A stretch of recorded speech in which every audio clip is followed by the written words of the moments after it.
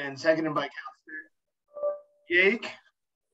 That the agenda for the April 5th, 2022 Township of Wellington North Rex Park Leisure Committee meeting be accepted and passed. All in favor? Thank you very much. I do not have any pecuniary interest. Councillor Yake? Nope, none here. Deputy Mayor Milne? No, sir. Great, thank you. So I've seen the minutes of the previous meeting from March 8th, 2022 in your package. I have a recommendation moved by Dan, seconded by Brian, that the Rec, Parks and Leisure Committee approve the minutes of the March 8th, 2022 committee meeting. Any questions or comments? All in favor? Thank you very much. I have no business arising from the prior minutes. Brian or Dan? No, nope, sir. None here. Great. We'll move on, and Mandy, if you could bring in Nick Hansen from the Optimist Club, that would be great. We have a deputation for multi-use path. Again, you'll probably have seen that in your agenda notes. And with that, I welcome you and thanks for making the time today, Nick. And I will turn the meeting over to you. Thanks, Chair McCabe. Yeah, so I'm just wanted to approach the township. The Optimist Club is looking at running a project to get a multi-use court brought in to somewhere in town. Again, we have no idea as to where. We have some ideas, but it's more or less we're just we're doing the groundwork, and we want to bring it forward to the rec committee, so you guys can go through the proper avenues and basically help us along. If you guys approve it, bring it to council. But essentially that outdoor rink that we have up in the wintertime, we want to make it into a full-time year-round with a concrete base, those boards up, and kind of a netting or chain link fence around it as to start, but so that it can be used year-round, whether it's lacrosse, inline hockey, basketball, and then the winter time it would be there for flooding. And yeah, that's essentially what we're looking at for a project. All right, thanks for that, Nick. I think it's a neat idea, and you're thinking in the general area where you put up the temporary arena or the rink right now, or you're open to more suggestions? Yeah, it's been brought up that that would be a spot, but again, keeping in mind, we would like to work along with the Ag Society as for a location for the arena, like on the arena fairgrounds. So that, again, it brings in different groups, but we don't want to step on anyone's toes. There's been another option that we have thought about, which is possibly maybe up off Walsh Drive or Schmidt Drive, where there's 5.5 acres of land up there. Again, we're open to consideration. The town's growing, and the fairgrounds is getting filled by the minute, it seems. So we're open to consideration, and more or less right now, we're just wanting to bring this up and kind of get a ballpark idea and figure out if you guys want to help us out with this or which way we need to go. And I'll open the floor for any questions if you don't mind, Nick, Dan, or Brian. I see Mike is in there as well. Any questions for Nick? Yeah, go ahead, Dan. Thanks, Nick, for bringing it forward.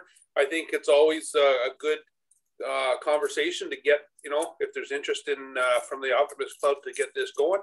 And it's one of those things that I think, we put our collective heads together, we can generally come up with a good idea and a good location.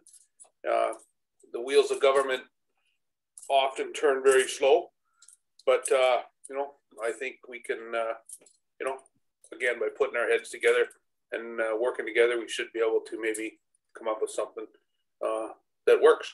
So no, it's a good idea, and then yeah, look forward to working with you on it.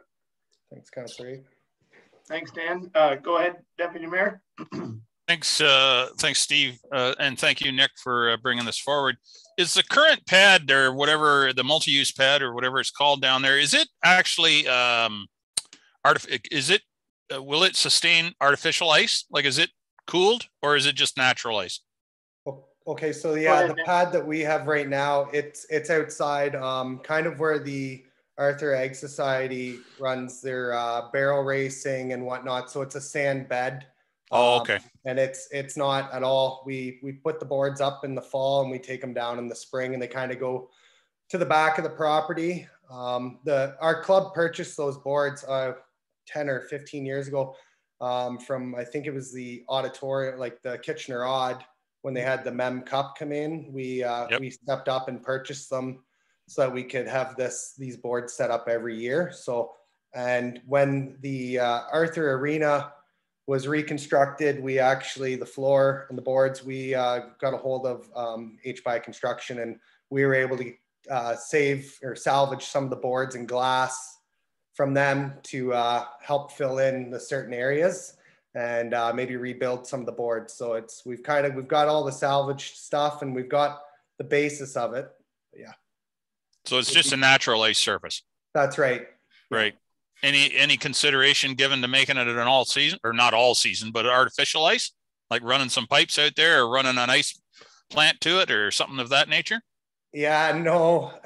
Right now it'd be just getting a concrete pad down, and eventually, and this is something again in the wayside, it's in the future, but build the rink that it could have a roof over it eventually.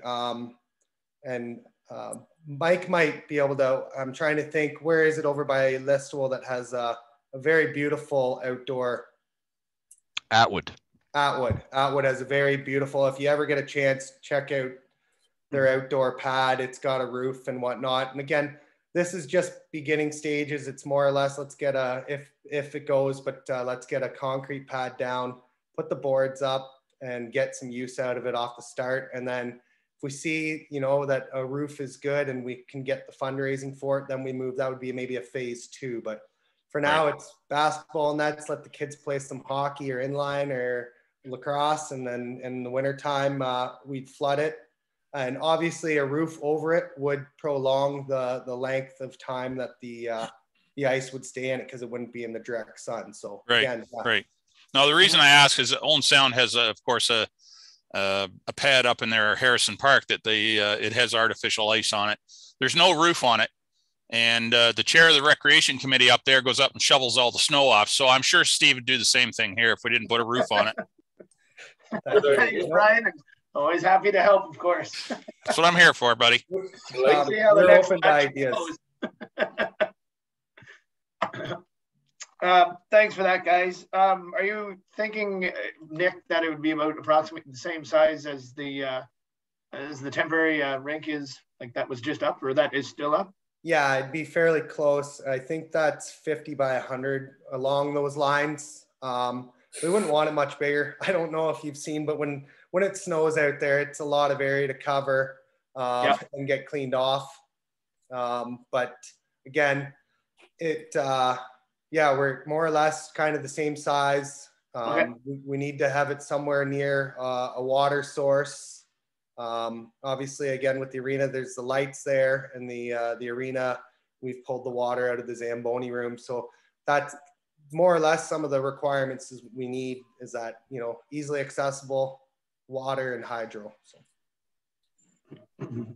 Then you'll want, or you're hoping for this year. Is that right? Obviously. You know what? It's not needed to be something that, it's more or less, let's get the ball rolling. Let's get reaching out and get talking. It's more or less, we're taking the first steps here to get things working in the proper procedure. Okay. Mike or Matt, I saw you guys unlock or unmute. If you have any questions for Nick, go ahead. Just really quickly, Nick, were the Optimists thinking that as it relates to kind of the surplus dollars that exist from the splash pad, that they would be targeted for this project? I think we've talked about that we would just use that to go back into something that would be given back it's more or less the money would go back into rec or local community that we can build something so that all of our money goes back into the community, but it'd be nice to see that money was generated through a rec fundraising program. It'd be nice to apply that back into something back into the community. Yeah, just for committee, just as a quick reminder, you guys maybe remember, but just in case you don't, when the Optimist raised dollars as it related to the splash pad, there ended up being a surplus at the end of that. So there's about, I'm just pulling up the numbers, just under $12,000 that was raised beyond the overall cost of the splash pad. So Adam at the time brought a report back through this committee, and at this point those dollars are just kind of in limbo, I guess we would say. So I know the Optimists have been looking at other opportunities, so yeah, I just thought I had the opportunity to ask Nick if that was part of the thinking. So good, great, thank you.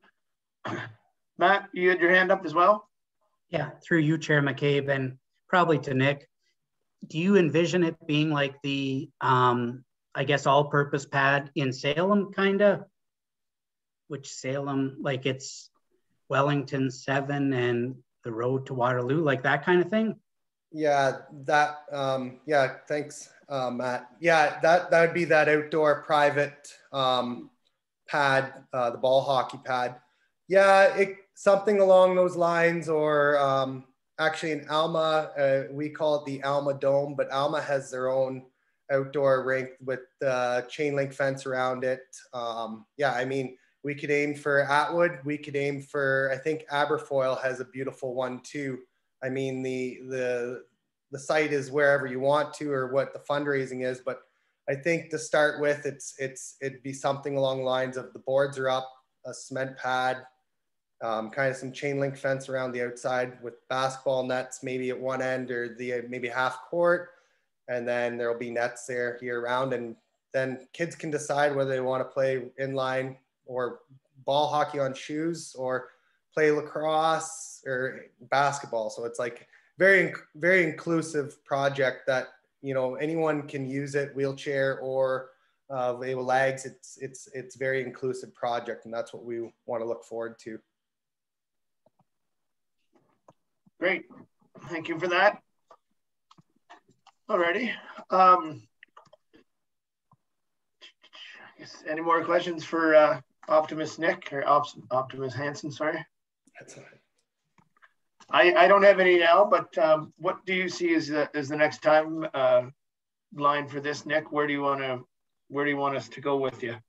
I would kind of like to see, and again, I'm not sure fully on what the procedure is, but I would like to just move forward working with the township. So if it can be recommended, and it's up to you guys, but if it could be recommended that it could go to council, that council could possibly direct the township employees to work alongside with the Arthur Optimist Club on kind of, and I don't know if it needs to be a committee or if it can just be that we're working along, but something along those lines.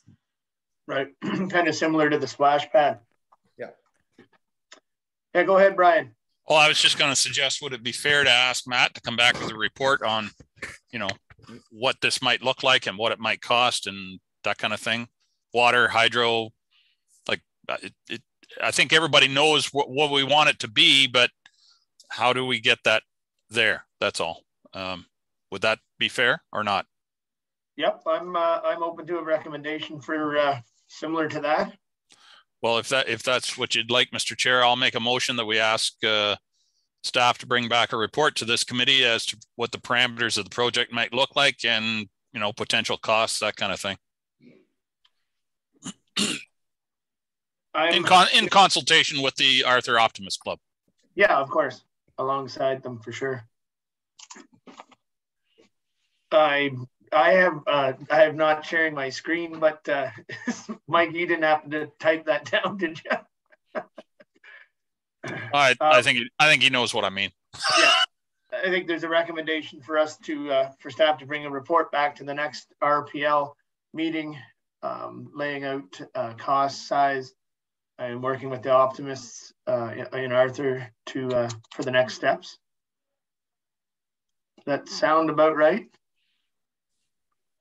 All right, I will say that. And if I might, just one more point. And as I was saying earlier, you know, the notion of using natural ice is, you know, I mean, that's great. But if you want to get full use out of it, natural ice is getting pretty tough to keep these days.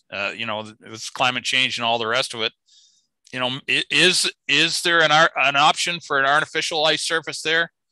Maybe that's not even a, you know, maybe that's just completely off the table. I don't know, but I think it would be worthwhile having a look at it just to see what might all be encompassed. Because like I said, I know the one in Owen Sound gets a tremendous amount of use.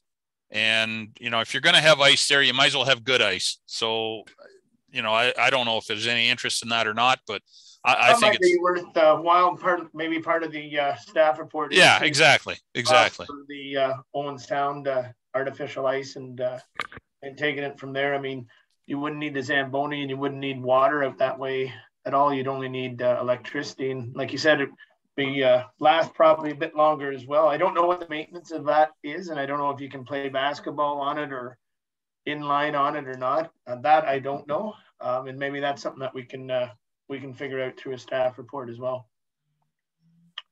Andy, thanks for joining us. We're just Nick Hansen from the Arthur Optimist just presented an idea for multi-use pad, kind of, or hopefully maybe in and around where the temporary rink is situated for the winter. So I know you're just getting in on this, but any questions or comments for Nick while you're here? No, not really. Just the only thing that, and you've probably already discussed it, is around the Ag Society issue in that location. Yeah, and Nick said the Optimist will be working alongside with the Ag Society for sure, and trying to find a spot for a multi-use pad for sure. All right, any other questions or comments? I guess we don't need to show that recommendation, Mike, do we? Or the direction to staff is what would you recommend? We'll get it in the minutes. It'll be reflected in the minutes, so you guys will see it there. Okay. All right. Well, that sounds good. Thank you very much, Nick, for your presentations. And yeah, we'll look forward to the next couple of steps that we take and the next report that comes back from staff to see where we're at with the sizing and the price and where we can the area that it can hopefully ultimately go in the end. Good. Thank you very much. Thanks. Have a good night.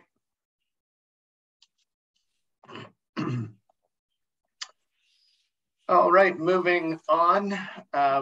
There's the ad hoc committee update. I'm not sure someone is Mandy or Mike, or I don't think Sherry is here for that, but Hi, Chairman. I see Mandy popping up, so. Thank you. So sorry, go ahead. My apologies. So through you, Chair McCabe. We do not have an update on the ad hoc committee at this moment. We have a meeting with the Mount Forest Aquatics ad hoc committee tonight at 7 p.m. So we'll have some more information at our next committee meeting. Now, just for a point of awareness, Matt has joined by phone. Unfortunately, his internet had kicked out on him, so he is trying to connect by phone. Oh, okay. Maybe give him a few minutes to see if he can ring through.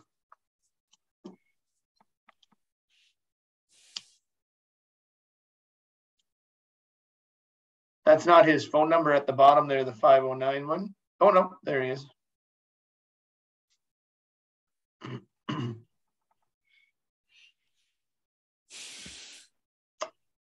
Welcome back, Matt.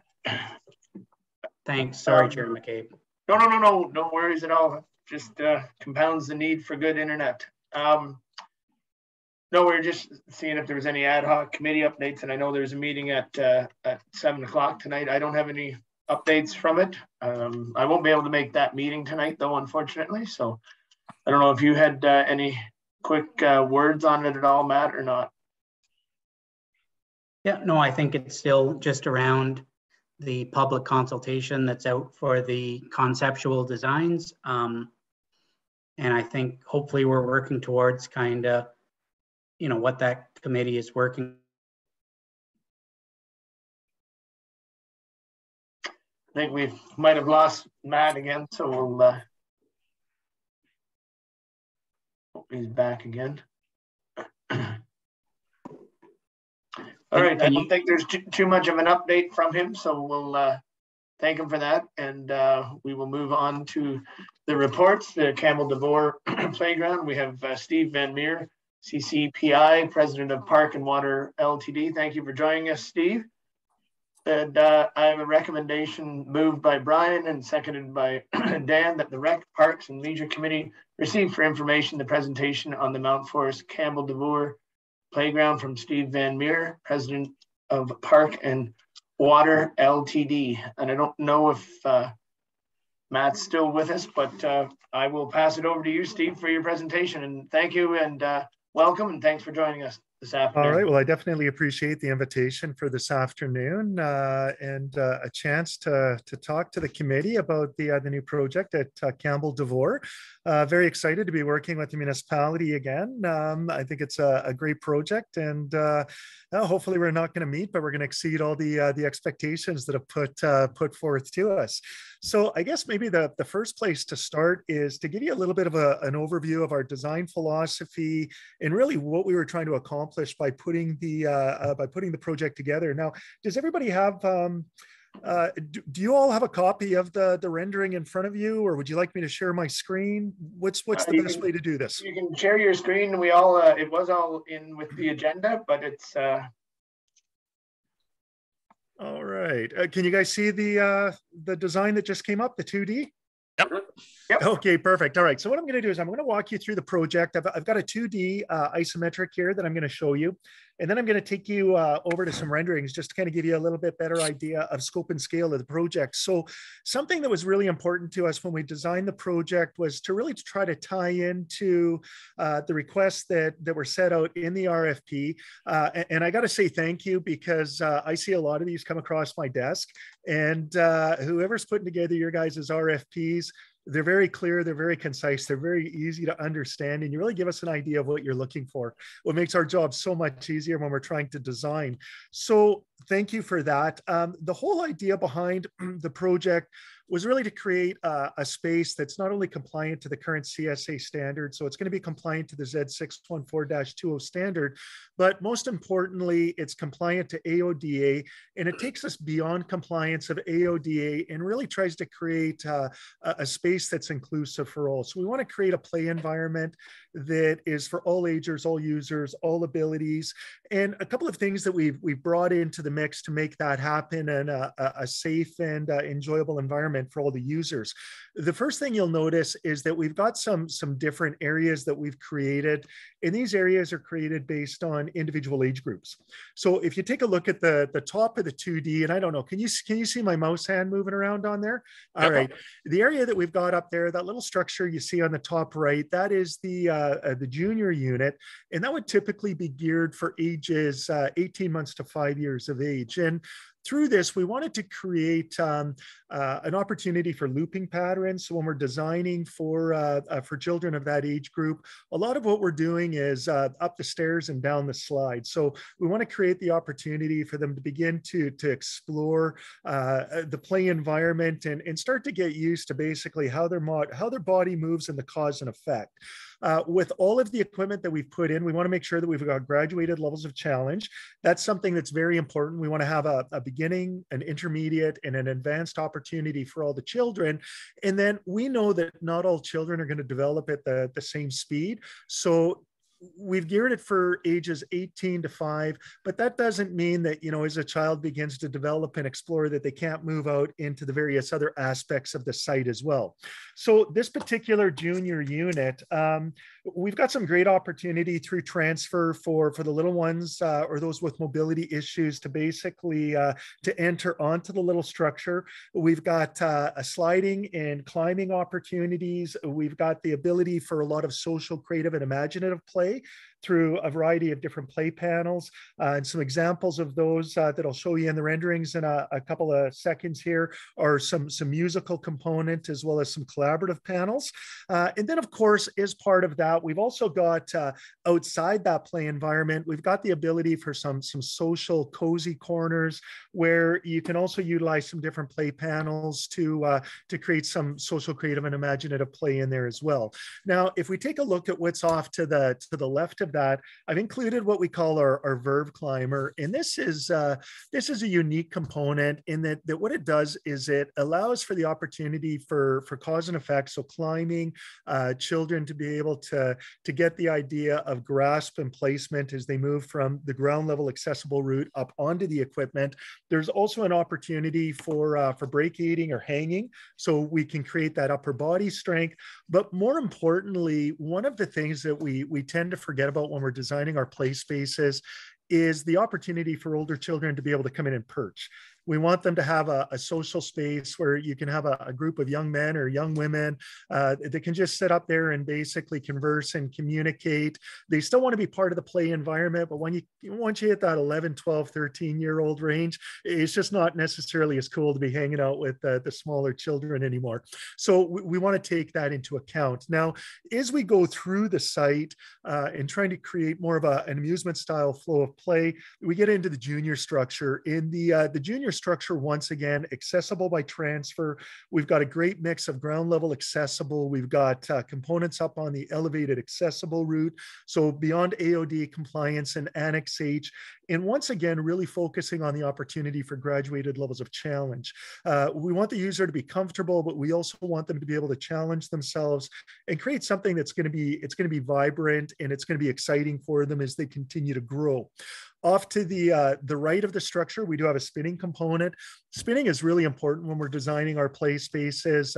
Not only is it fun for moms and dads to sit in there and have our kids spin us around until we feel like we're gonna pass something, but there's definitely a developmental benefit in there as well. We've got some precipitation in there. It also allows an opportunity for children to build some vestibular strength. So you get that core strength in there, you get some balance. And once again, if we're dealing with individual play or group play, there's an opportunity for both. Something that a lot of people don't realize is that when we incorporate these types of components into a play environment, it's also really, really valuable for individuals that may be on the autistic spectrum.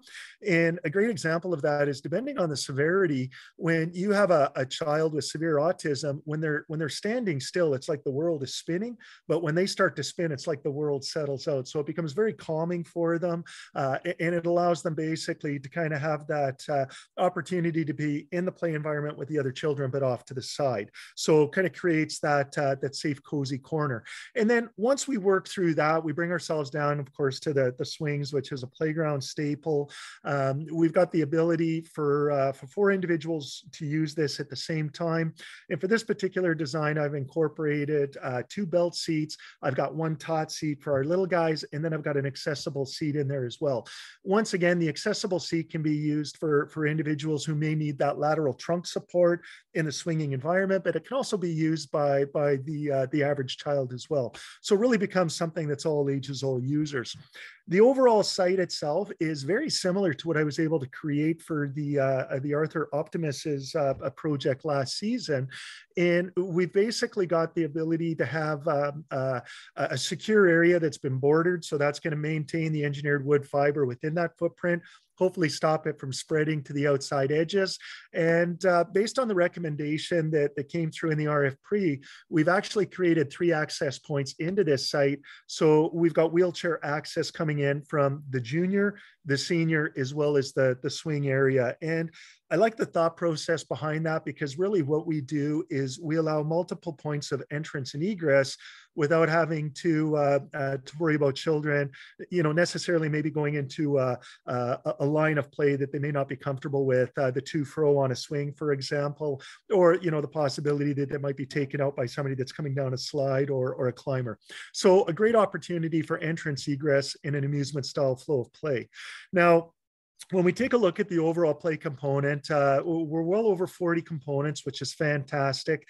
The actual height of the overall playground when we incorporate the roofs is 16 foot 7 inches, but the actual designated play height for the children, it tops out right around the 8-9 feet. So the 12 inches of EWF that we're going to have incorporated into the overall site for the safety surfacing is more than compliant to CSA standard. We can actually get you up well over 14 feet with the 12 inches of surfacing. And I think it's definitely something that's going to be noticeable from the surrounding road and park systems. Some of the things that I wanted to talk to on the design, when we take a look at some of the component that we put in, one of the key features, of course, is sliding. Sliding is so important because really it takes our playgrounds to new heights. That's a great opportunity for children to kind of come from ground level, get up into the elevated, and come back down to the ground level. I'm a firm believer in when we're designing to incorporate a variety of different sliding opportunities. And I'm pretty happy with this one in that we've got a great opportunity for the little ones, as I said, looping patterns to go up the stairs and down the slide. But as the children grow and they get more comfortable, we've incorporated a spiral slide, which once again, it provides for the amusement style flow of play. It also allows for that cognitive process in the development of play. And then it also builds that upper body and trunk support as well. So we get some balance opportunities.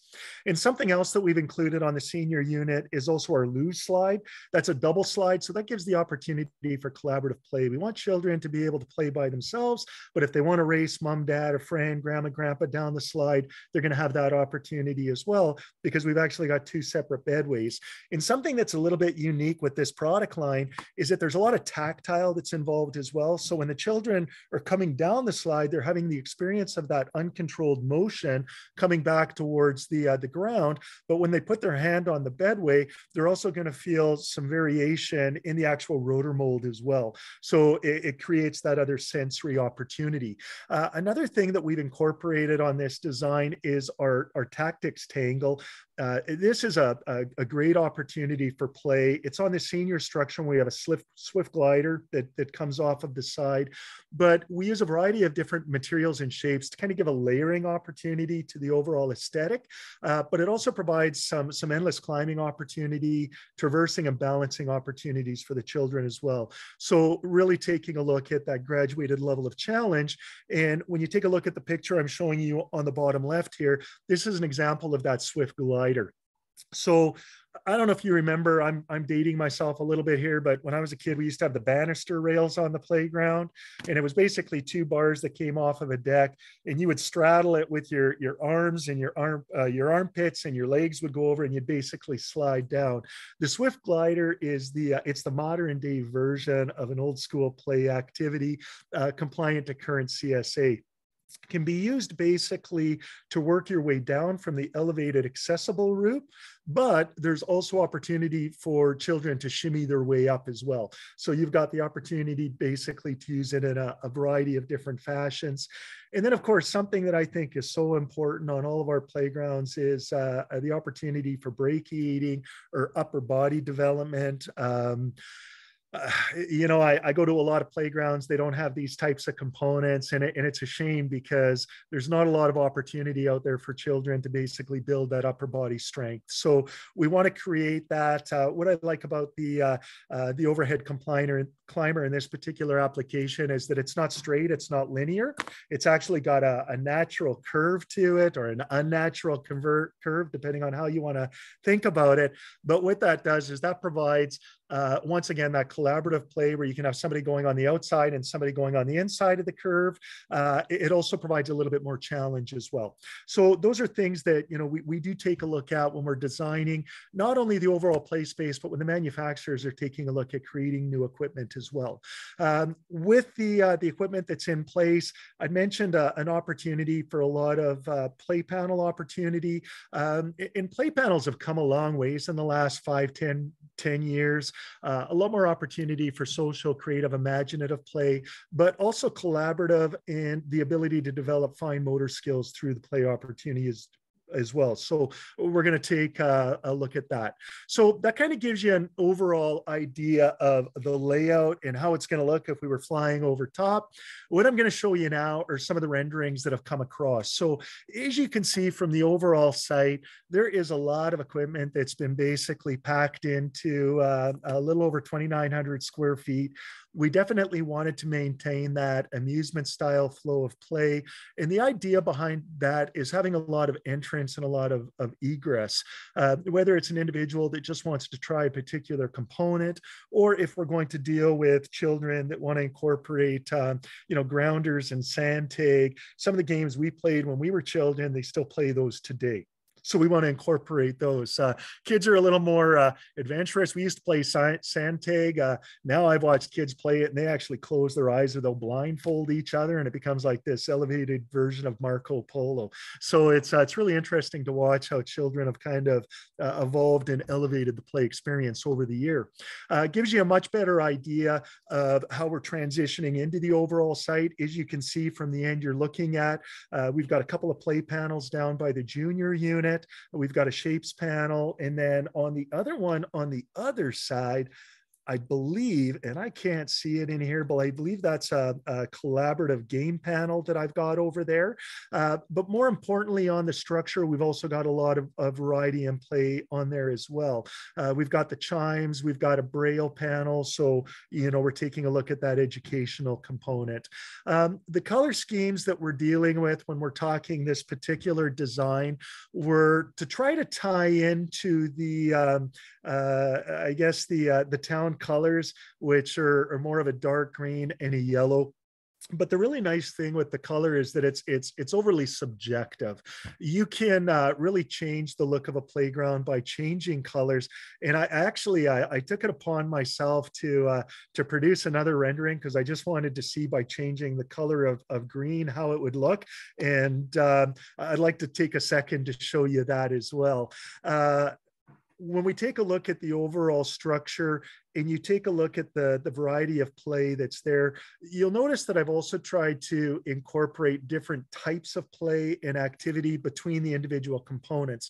So we aren't just doing an overhead. We're actually going to do a traverse. We're going to have some balance and some opportunity for climbing activity coming from the senior structure, for example, on the 6-foot deck down to the overhead component that you can see has that nice bend in it. We've got a great transitional point where the user can basically reconnect and collect themselves before they move over to the power pipes. You can do it on the lower level, you can work on the medium, or you can take yourself right up to the top and try to shimmy across. And then of course, bringing you to the tactics, you can choose to come back into that experience, or you can go down that swift glider and basically go find another element for play. So a lot of opportunity for a variety of different play, really encompassing the ideas of climbing, sliding, swinging, spinning, balancing, and then of course brachiating, which is that overhead action. The other thing that you'll notice as well is that we do have some roof style component on the play environment. And that's important because I heard the conversation you were talking about with the rink and, climate change was brought up. And let's be honest, I mean, our days are getting a little bit warmer. It's getting a little bit hotter. We want to have the ability to provide a little bit of an opportunity for shade on our structures if that's something that the children are looking for, or it's a great opportunity for the caregiver to basically stand in the shade and oversee the play environment while the kids are playing. So we do have the opportunity, a couple of different styles of shade. We've got the, basically on the senior unit, I've got the Solus toppers, which are a little bit more aesthetic and modern. And then on the junior, what I've done is I've incorporated the Niso, which is a little bit more, I think it's a little bit more whimsical and still has that nice modern effect to it. All right, so that kind of gives you an idea of what we're looking for on the design parameters.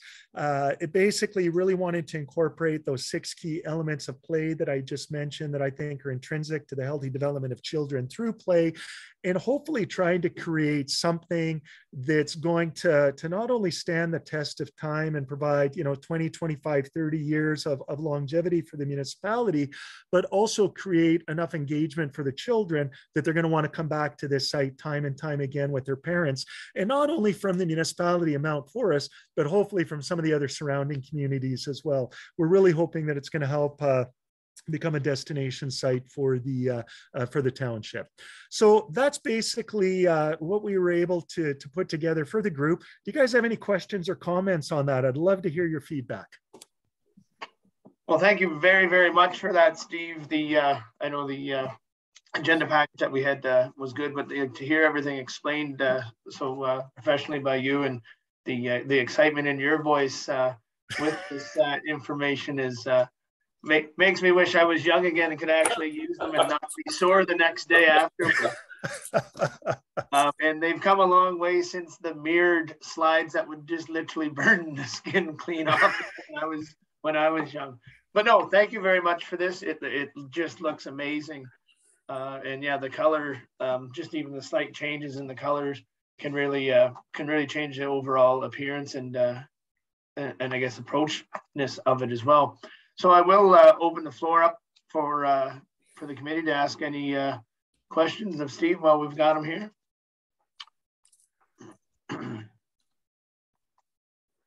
I have questions. Oh, go ahead. Oh, sorry. Thanks, Steve. Thanks, Steve, for the presentation. Very well done. Very informative. Exciting to see. I had two questions. One is, I guess they're both in regards to accessibility. Yes. For, let's say, a child that's in a wheelchair or with mobility issues, that type of thing. How does this?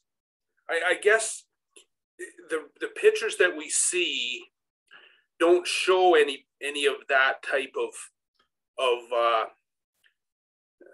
you know what I mean? You know what I'm trying to say? I'm not seeing anything in here where there might be a child in a wheelchair or that has accessible issues kind of in any of these pictures. Okay, so yeah, that's a great question, Dan. So one of the things to keep in mind is when we take a look at accessibility in AODA and Annex H, if we follow the AODA standards, I'm going to kind of put it down here as a low-level benchmark. And believe it or not, our legislated standard states that you only have to have one ground level play component for it to be compliant to the Ontario AODA legislation. And we don't think that's enough in the industry. So what we've done is we've taken Annex H and we've gone over and above that. So when we take a look at this particular structure, we don't have ramped access per se for an individual in a mobility device. But one of the things that we do to accomplish individuals being able to get up on the structure is to do it through what we call a series of transfer. And the idea being is that an individual that has the ability to have some upper body strength, they can come up with a caregiver or by themselves. They can actually transfer onto the transfer station, and then the steps go up in increments of 8-inch height elevations, which is as per AODA, and they do what's called a bump step up. And then the idea is that once they come up to that elevated route, they can utilize the slides and some of those elevated components. Now, there's always going to be varying degrees of I guess, disability and inclusivity and accessibility. So one of the other things that we try to do is we try to incorporate a lot of ground level components that are really accessed, entered or exited from the ground level accessible route. And that's where it becomes really, really important. So for example, the spinner that you see, they keep telling me I got to quit calling it the toilet bowl spinner, but that's always what it reminds me of. The ability for a user to be able to utilize that, the ground level panels. You can take a look at the picture in the back with the junior structure. There's a gizmo component that comes out that has some tactile and sensory component that an individual in a mobility device could basically utilize, operate, play with. And then the other thing that we try to incorporate as well is the collaborative play and what we call is parallel play. So with the ramped access that we have coming into the site, the ability for an individual in a mobility device basically to work throughout the entire site, we wanted to eliminate segregation as much as possible and create the opportunity where, you know, you might have an individual that's on the chime panel on a deck on one side, but an individual that can be in a wheelchair and using that same component on the other side. So that's something we take a look at from the idea of, I guess, mobility disability, but it goes so much further. We talk about the colors and having bright colors and contrasting colors to work with individuals that have vision impairments. We've got component on here that's going to provide auditory. We've got the ability through the Braille panel to create that collaborative and the opportunity for education. When we're taking a look at the whole idea of accessibility and inclusivity, we really want to try to hit as many of those aspects as possible, with the understanding that we're never going to get it 100% right. We're seeing some great innovations that are coming through the pipeline. We're going to start to see more synthetic poured-in-place rubber surfacing. We have the opportunity now to create ramp structures off of berms. But the reality is, when we start to bring in those types of components, budgets are going to go up accordingly as well. So it's really tough. And that's something that I've struggled with over my 20 years in the industry, to be honest with you, Dan. Taking play space from, you know, we used to have just play activity. Then we created Annex H compliant, but it was in the middle of a field and there was no way to access it. Then we created separate areas. So it was almost like we segregated children by default. And now we're trying to create space that really does try to give an opportunity for all children to play together, but also go beyond the child and also think about the adult and make it more multi-generational as well. So that was a really long answer to your question. Did that clear it up? Did that make it a little bit more concise? Well, it clears it up to a certain degree, I guess, Steve. I guess I would like to see, you know, we're seeing in the pictures that you're showing us, we're seeing, you know, children of able-bodied children doing these things, climbing and sliding and running, whatever the case may be. But we're not seeing any, you're not seeing, I guess, the accessible wheelchair mobility device kind of portion in any of these photos. Right. We don't see really you know, what is a ramp structure look like. We don't see that. So I'd like to see, I understand what you're saying. I'd certainly like to see kind of that included to some degree in the photos. Okay. So that's not photos, I guess, whatever. The renders, yeah. The renders. And the other thing I wanted to ask too, the base, if I may, Chairman McCabe. Please go ahead. The base is what, wood? Yeah, the base is what's called an engineered wood fiber. So what it is it's wood chips, but it's not wood chips. It's not what you would considerably or what you would consider as landscape mulch. Basically, what your engineered wood fiber is it's wood that's milled to a certain parameter on size and thickness.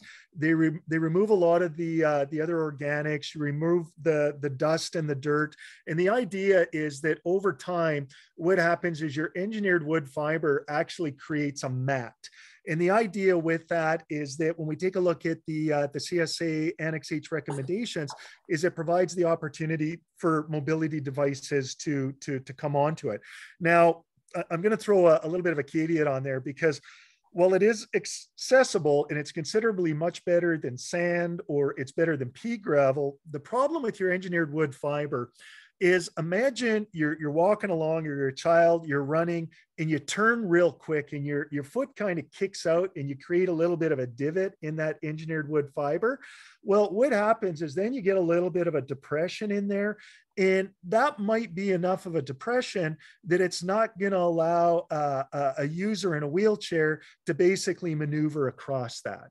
So there is a fair amount of maintenance that's involved with engineered wood fiber. On your swings, it's basically, it's going to move out if kids are kicking their their feet. And of course, at the ends of slides and climbers, you can get a little depression in there as well. So we do recommend, as part of the maintenance schedules, that when the operation staff is out and about, they basically do monitor. There's an opportunity to go in and rake, and it is something that has to be maintained like any other surfacing. There are other surfacing components that are out there now. We've got synthetic turf we can use with head impact attenuation. We've got synthetic rubber surfacing, which is like a unitary mat that's almost troweled in. And then of course we've got tiles as well. And each one of those has pros and cons that come with. Surfacing is something that really is becoming more subjective. And I'm going to go out honestly, and I'm going to say that I'm going to predict that probably within the next, I'm going to say 5 to 10 years, we're going to see some changes in our industry and in the municipalities and the standards. And I think eventually we're going to see more playgrounds go in with the synthetic rubber surfacing, and we're going to start to eliminate some of this loose fill material that we're currently using.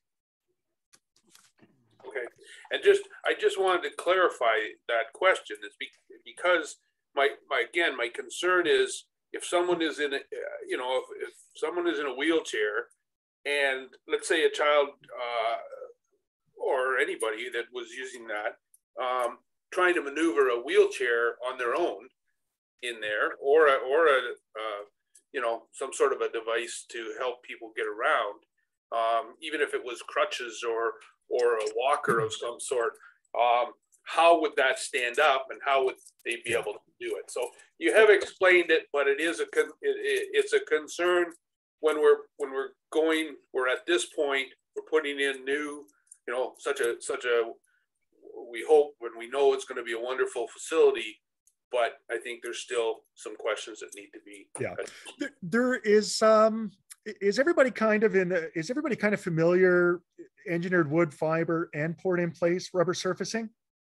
Is there anybody in the group that doesn't really understand what that is? Yes, no, maybe.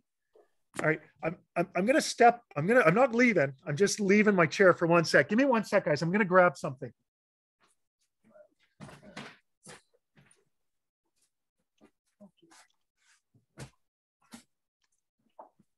We're gonna come into a little bit of show and tell here.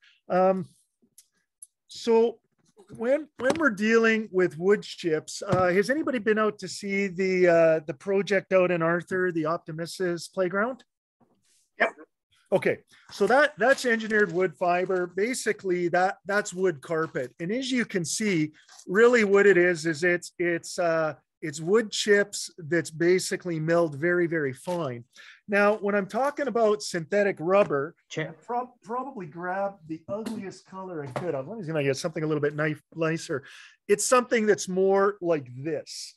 And what it is it's basically you have a base rubber. Normally you're 4 to 6 inches of loose rubber crumb.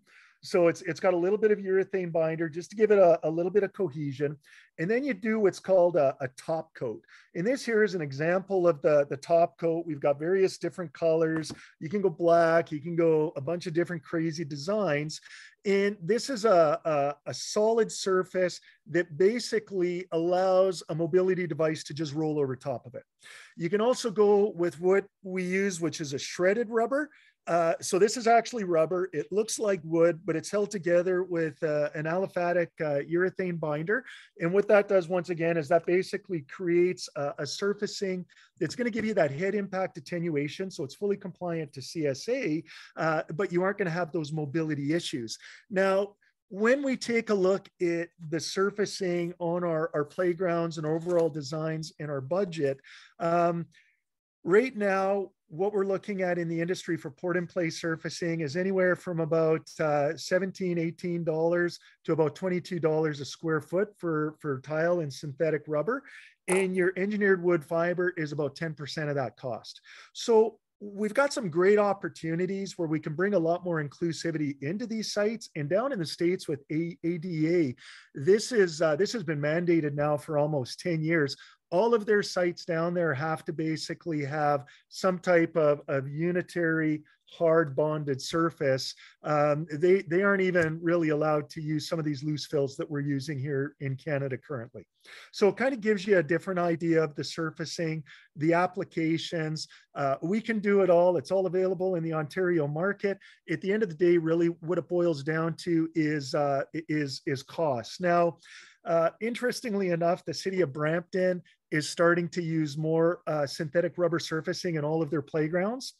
And when they took a look at the capital cost maintenance allocations, what they realized is usually within about 5 to 7 years, the upfront cost of putting rubber in normally pays for itself in the maintenance. And the idea behind that is that if you've got engineered wood fiber, sand, pea gravel, those types of surfacings, they have to be maintained. So you got to send somebody out spring and fall. They got to be rotor tilled. You got to go in, you got to rake it. This is an organic material. So over time, it is going to decompose. You're going to have to top it up. So you're going to save a little bit. Well, you're going to save a lot up front. But when you take a look at that ongoing maintenance and the capital cost allocation on that, you may find that you're going to have a break-even point in about 5 to 7 years. So that is kind of food for thought, you know, as we're moving forward and we're taking a look at other options and other ideas. Thank you for that, Steve, and thanks for the question, Dan. Just going to stay in the same conversation with accessibility. And I know you don't know if I heard you correctly. The gray kind of a ladder over there. And did I hear you say that the AODA, the people can just pull themselves up with their upper body? Is that? Well, that sounds horrible to me. Yeah, and I'm going to be honest. I mean, I've been CPI certified now for many years, and I've seen some really good changes. But when we're talking about individuals in mobility devices, the idea when they do these transfers is that you do what's called a transfer onto it, and then they call it a bum up. So they'll actually use their arms and their shoulders, and they move themselves. But there's a couple of inherent problems with that. I mean, what if you have somebody that doesn't have the upper body strength or the opportunity? And then the second thing that I think is even more of an issue and more critical is, what is the comfort level for that user at the end of the day? Do they want to have to transfer out of that mobility device? I mean, that is part of who they are. And by having them transfer out, really what we're doing is, or it could be construed, is we're saying that, maybe it's not okay to be who you are. And as a parent, as somebody in the community, as somebody that designs playgrounds, that's not something that I'm necessarily comfortable with. We've got the standards, we've got the recommendations for accessibility, but I will be the first to basically put my hand up and say, what we're doing isn't perfect. We can always do more. And a lot of that is through education. Right. Yeah. Okay. No, fair enough. Yeah. I was just wondering, like, if someone was to leave their wheelchair or walker or crutches and then use the slide, how would they kind of get back to their Well, and that's the problem. So you still have to have a caregiver that basically helps you from the bottom of the slide. So we have some manufacturing partners now that'll do a transfer at the bottom of the slide. But the reality is that you still have to move from the slide bedway to the transfer, and then you got to transfer back into the mobility device. Is a little bit of a sidebar. We've got some really good information on accessibility that really, it's not product driven, it's more research driven. And that's something down the road. I mean, I would love to basically come in and be able to have a much more in-depth conversation on accessibility and just kind of throw it all out there, because there are some great opportunities. A large part of it is education and really understanding where we want to go with this and where we want to take it.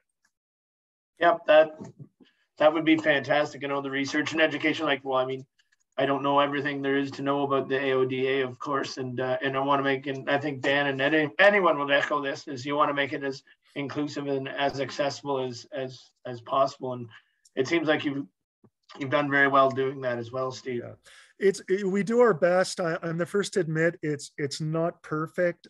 We have certain limitations that we have to work with, but as an industry, I think you know, I think with all industries, I think we're starting to get a little bit better with this, and we're starting to grow. There's more awareness, which is a good thing.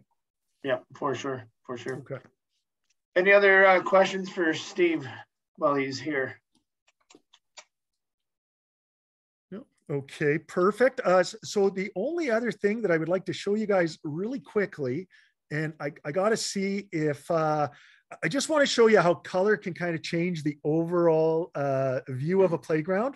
So I want you to kind of imprint this in your eyes, and I'm going to, oh, how the heck am I going to do this? I got to remember where I put it. Bear with me. Here we go. All right. Can you guys see that? Yep. Same picture. All right. So basically, it just gives you a kind of an idea of just changing sometimes the shade of the colors. So there was two schools of thought with this. I heard two very strong messages. One was that we wanted it to be bold. We wanted people to see it and basically come into the site.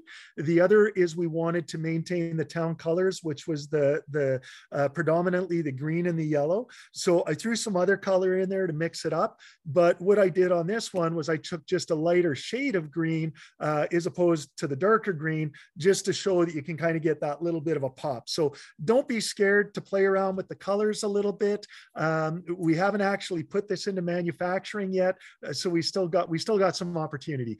You have the ability to basically create and make it however you want it to look at the end of the day. All right. Okay. That's what I got for you guys. Really appreciate the time, and absolutely me and the team are looking forward to working with you guys on your new playground project. This is great. Thank you very much, Steve, and thanks for making the time as well, and presenting your presentation to us for the project. It looks great, and yeah, I'm going to be excited to see what kind of colors we come out with, and what's chosen, and then the end result. Sounds great. And when we're on site building, feel free anytime to stop by and say hello. We'd love to see you guys there.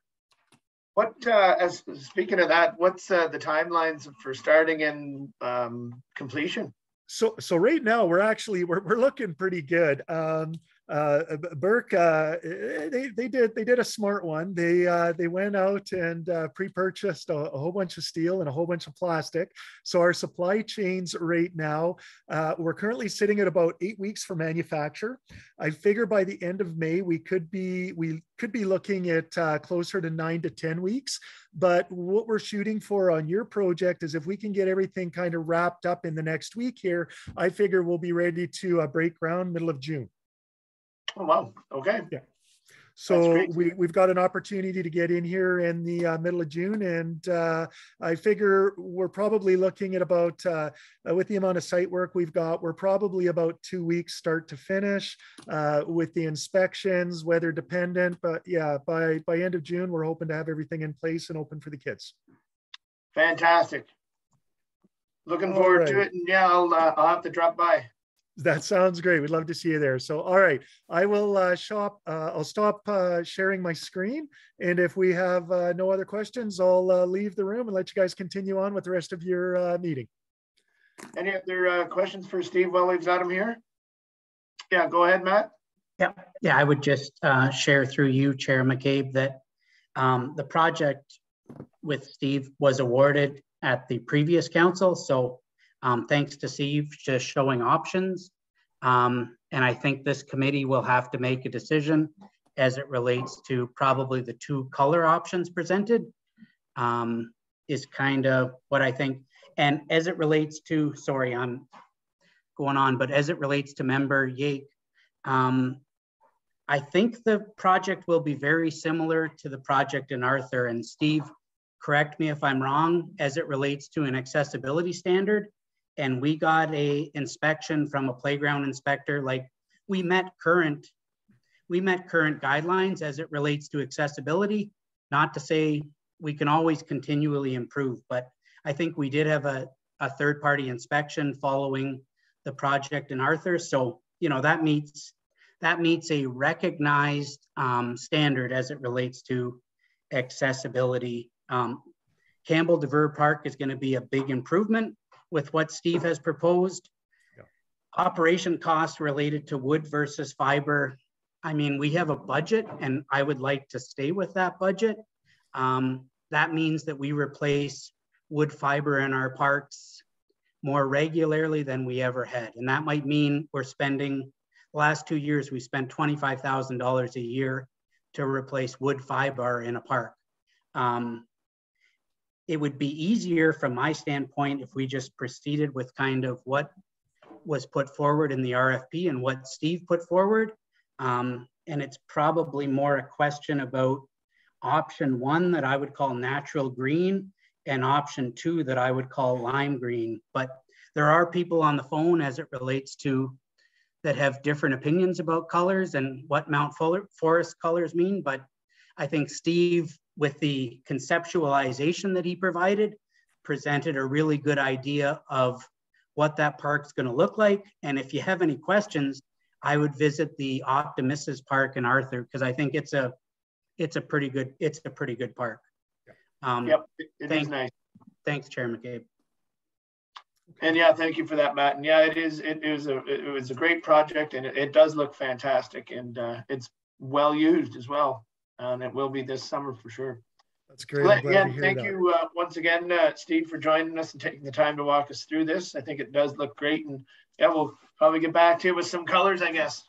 Perfect. That sounds great. All right. Enjoy the rest of the evening. Thank you. Thanks very much. So I have that recommendation on the floor, and all in favor to receive this as information. Thank you very much. That was a great presentation. Okay. Chair, sorry, Chair. No, go ahead. Through you, Chair McCabe, I guess, does the committee have any direction related to natural color versus lime green? I'm going to summarize that someone on my team who's from Mount Forest thinks it should be the more natural green, and someone on my team who has kids thinks it should be more lime green. And I think it's a different, I think it's, to my opinion, it's really irrelevant. I'm not sure I'm too bothered about either color, but I think it'd be nice to have some direction. I think they've always said that bright colors are a little bit more inspirational, or I guess eye-catching for youth. I'm of, I guess I don't know how you would say this. I don't see green color all that often. I don't see a huge difference in greens. So I'm almost pretty well colorblind to green. So I'm not a very good one to discuss green colors with. So go ahead, Brian, and you're on mute. We make the post red. No, I don't think that wasn't an option that was presented tonight, but certainly no, you can put that forward, Member Milne. I'm only kidding. I don't have an opinion one way or the other. Either green is fine with me. The darker green might show the dirt a little more, but whatever is good. Go ahead, Dan. I'd like to recommend the dark green. And if I can get Member Milne to support me on that, then I think that's what we should go with. I'm always very supportive of Mr. Yake in anything, any endeavor that he takes on. So I'm good with the dark. Yeah, I know he likes to be on the dark side, so that's fine. I'm fine with that too. Again, I probably won't be using it all that much, but you might be.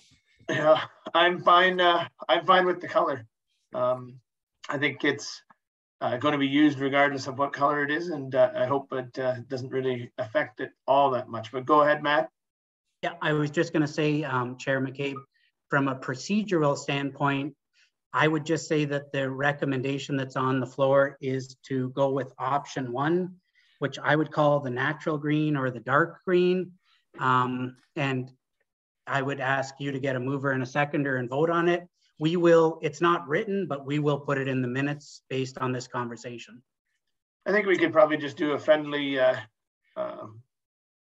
amendment to that, couldn't we? And add that in that the recommendation is for option 1, which is the natural dark green. There was no recommendation. No, I just said, that's what I'm saying. We could just amend it to add that option 1. Yep. You could amend the recommendation that was before committee as it relates to the Campbell DeVere Park. Yes. Okay, good. We'll probably do that. And if the first and seconder are okay with that amendment. And sorry, Brian, I did see your hand up there. Well, that's all I was going to suggest, was we support the recommendation. Okay. All right. Well, the recommendation is there, and then we'll add the point of using option 1 with the natural darker green paint scheme. Okay, all in favor? Great, thank you very much. Look forward to seeing that and seeing the end results, hopefully by the end of June.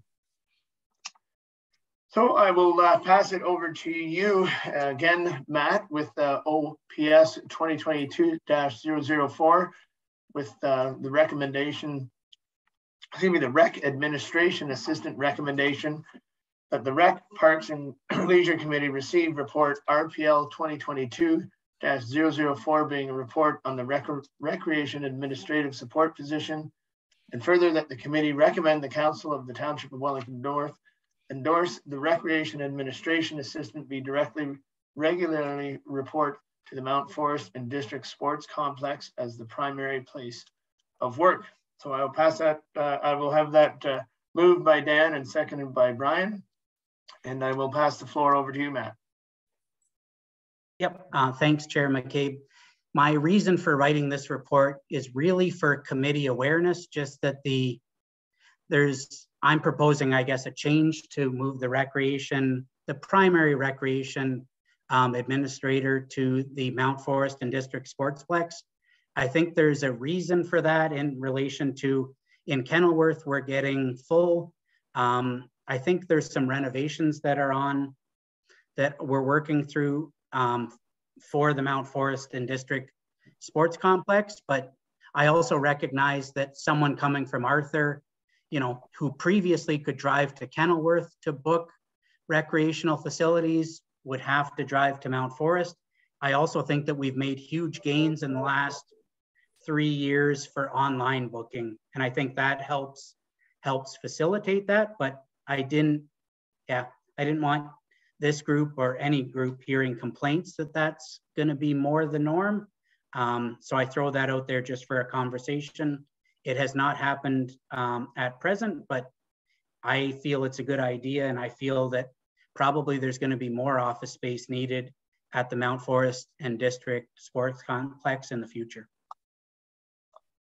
All right, thank you for that, Matt, and I'll open the floor for questions or comments, and I see your hand up, Brian.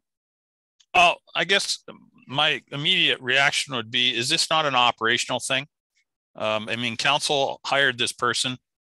They direct where the work gets done. Why are we dealing with it here? Go ahead, Matt. Yep, no, I think fair comment. I think it's something that as their director, I could have proceeded on. I just think I wanted to make this committee maybe more aware, and you guys could take issue to the recommendation because it kind of asks you to endorse it, which maybe isn't, maybe it should be something that just gets decided on. I just think I was doing it for awareness. Well, and I appreciate that. Thank you. Great. Thank you for that. Go ahead, Andy.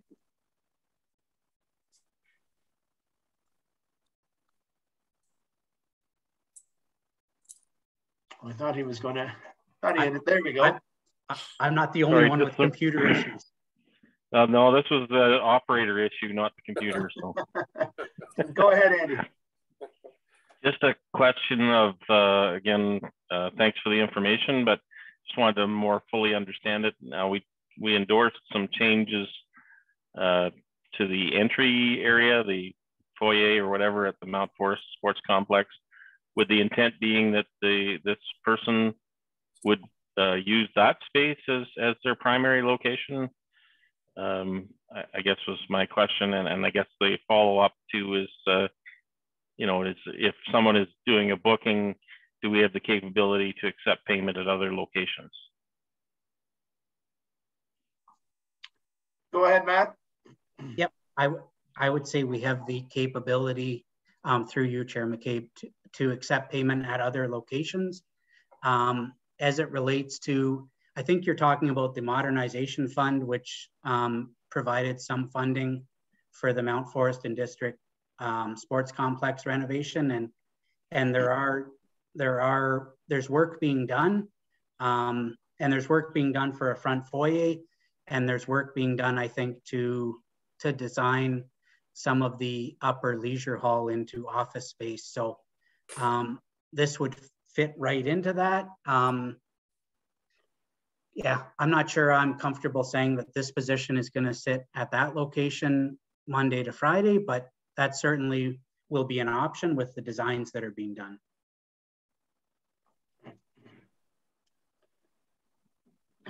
All right, thank you, Matt. Any other questions for Matt? Seeing none, I will call the recommendation. All in favor? Thank you very much. Excuse me, moving on, we'll keep Matt on the hot seat, and we'll go to OPS 2022-006, the Mount Forest Outdoor Pool and Aquatic Center. I have a recommendation here moved by Brian and seconded by Dan that the Rec, Park and Leisure Committee receive report RPL 2022-006, being a report on the Mount Forest Outdoor Pool and Aquatic Center open house, and further that the committee agree that the main meeting of the Rec, Parks and Leisure be scheduled for Tuesday, May 10th, 2022 at 4 p.m. I'll pass that over to you, Matt. Yep, thanks, Chair McCabe. So this changes the date of our typical RPL meeting, but also it gives staff the opportunity. We've solicited comments for the end of April, so we feel we'll be able to consolidate them into charts by the May 10th meeting, which will be an important meeting. Yeah, and as far as the public meeting goes, I think it was well attended. I saw a West Grey councillor. I'm not sure I saw a Southgate councillor, but there might have been one there. I'm not sure, I would know. But it was a good event that was well attended. And I think the conceptual designs that are out on the market are, yeah, we're going to get lots of feedback, and it might be a hard decision. Might take us a little while to make a decision, but it'll be good to have all that information.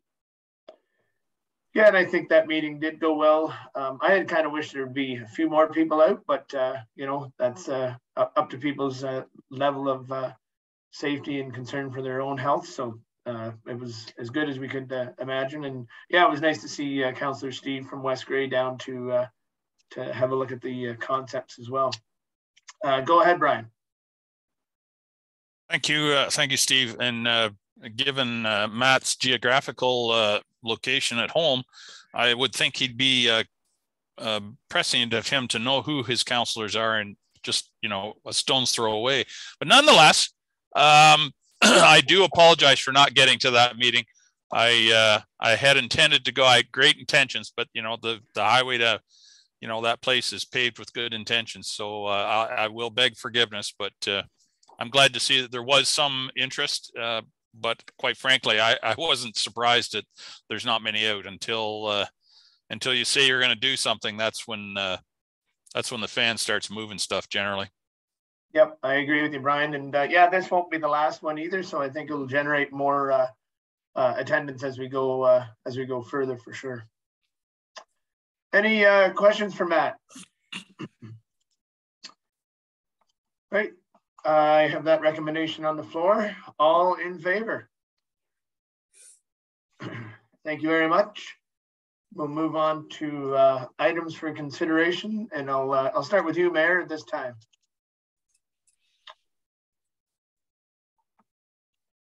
Thanks, Steve. I don't have anything further at this point. Thank you.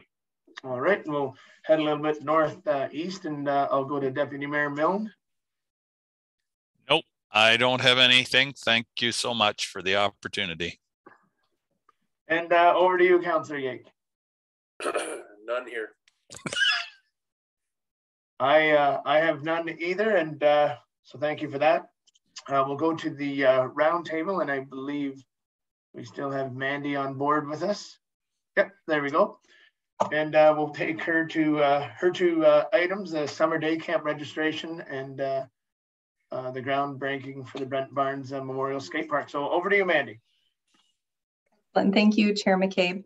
So the purpose when we put this on the agenda, the summer day camp, was just to let committee know that summer day camp registration was open. But now since summer day camp registration opened on Friday at 8 a.m. and we just want to give you a little update. So 15 minutes after opening, one of our sessions was completely sold out with a waiting list available. And wow.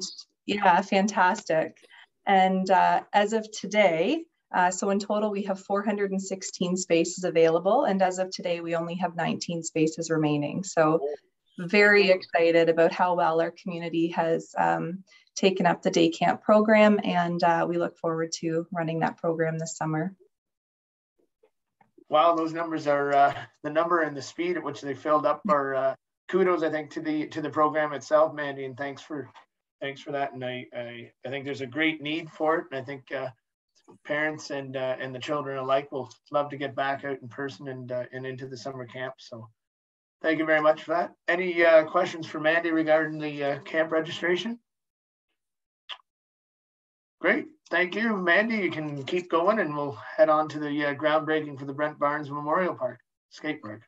Thank you. So Chair Hearn, along with members of the Arthur BMX Skateboard Park Ad Hoc Advisory Committee, have organized a groundbreaking event for the Brent Barnes Memorial Skate Park this Thursday at 1 p.m. And the intent of putting this on the agenda is to invite this committee to that event, should they choose to attend. So it will be at 308 Tucker Street. So that's at the Baseball Diamonds in Arthur at 1 p.m. on Thursday. Great, thank you. And yeah, Lisa and I had chatted about that and I plan to be there as well. And yeah, of course, the invitation's open to anyone on this committee for sure. Any questions for Mandy on the Brent Barnes Memorial Skate Park? Seeing none, thank you very much, Mandy. And we will move on. We're a little bit ahead of schedule, Dan, is that okay? Oh, that's fine, Steve. You're doing a wonderful job today. I have a recommendation moved by Councillor Yake and seconded by Deputy Mayor Milne that the Township of Wellington North Rec Parks and Leisure Committee meeting of April 5th, 2022 be adjourned at 5:22 p.m. All in favor? Thanks very much, everyone, and thanks for the reports. Thanks for the good questions and concerns and conversation. Having good roads and being ahead, that's two things tonight, Dan. You're doing great.